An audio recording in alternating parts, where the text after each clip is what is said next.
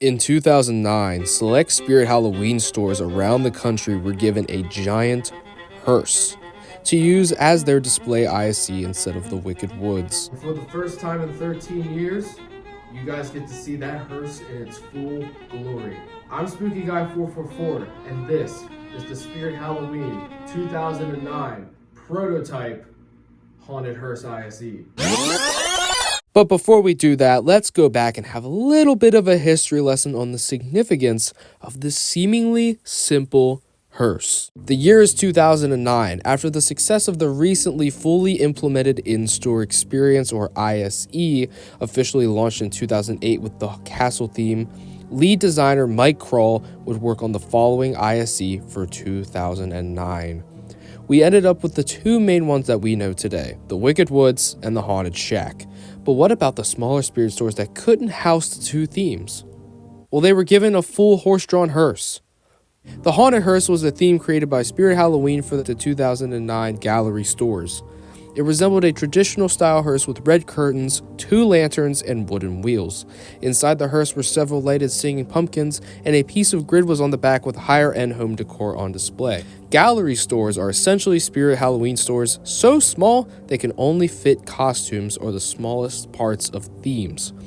The full hearse costed $1,200 in 2009 and is 7 feet tall by 8 feet wide. So what's the importance of this hearse exactly? Well, it was only recently rediscovered in 2021 when the Lost Themes video by the Spirit Halloween Wiki was uploaded to their YouTube channel, where they discussed it very briefly. At the time, all we had to go off of was the Fright Props description, which read as followed. Don't ever laugh when a hearse goes by, cause you might be the next to die. The Sleepy Hollow haunted hearse with ominous lanterns and misty moss offers a one-way ticket to the end of the line. Complete the look with lighted pumpkins and a coffin if you dare. Also during this time, we had no images. However, that following November, something huge would happen. Mike Kroll's full portfolio was accidentally leaked to the public, and within that same portfolio was none other than 3 pictures of the legendary hearse. Keep that part in mind for later. And that's pretty much where today's story ends, until one night, a listing came across my friend's marketplace, and we laid our eyes on none other than the hearse, for $1,100 less than what it costed 13 years ago. This listing was only about an hour drive from me, and I knew what I had to do. I fought to get this thing, from offering higher prices to even renting a U-Haul to get it back to my house. But what came next of the discovery once the hearse officially came back would turn this whole reveal upside down. Okay, now that's all interesting and all, but how is this important at all? Simple. Not only is this the haunted hearse that has been lost for 13 years, this is the handmade prototype by the man himself, Mike Kroll. And now, I'm going to explain that to you. And now, let's come back to view here real quick so I can show you guys the evidence that this is in fact the prototype of the 09 hearse. After talking with Mike Kroll about this piece, one thing that he said that would make this 100% the prototype is that if these were up against the wall, it would be the released one that was given to every stores. However, these come out and they're also fully rounded pieces. Let me see if I can get a better shot. There you are. As you can see, these are full in every single corner, every single side. These are completely put together themselves. On certain sides of the hearse itself, there's these accents. Now, what's interesting about this accent here is that on this side,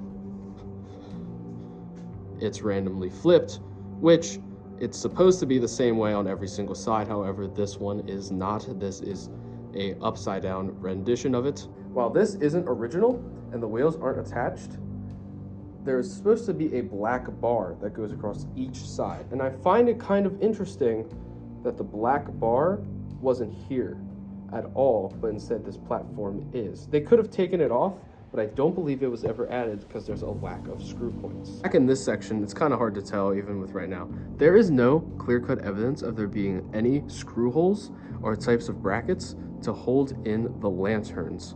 And they are right about in this position on the released one. But as you can see, there is nothing here except for 2 brake lights. Before we end this video, I thought that it would be a cool thing to show you guys all of the additional photos that I got and also was received by the seller of the hearse in its full glory.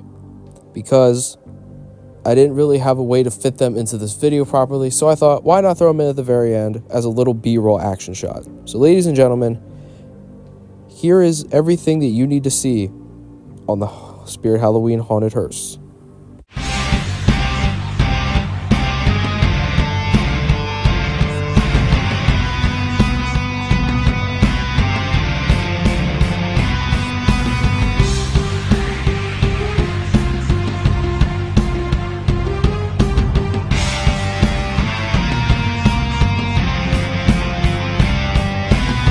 Thank you guys so much for coming with me on this journey today. This is honestly a very important piece of not just Spirit Halloween history, but haunted history as a whole.